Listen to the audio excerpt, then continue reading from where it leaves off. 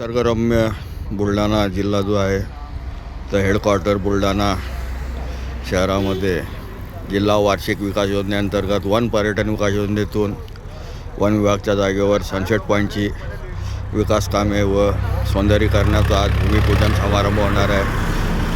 संजय गायकवाड आमदार यांच्या हस्ते उद्घाटनाची तयारी. बोगनवेलीला आलेला बहार.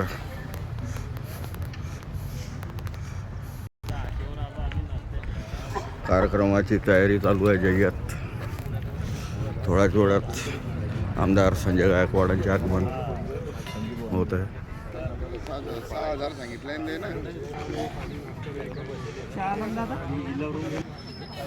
महिला मंडळ आमदार साहेबांची वाट पाहत आहे.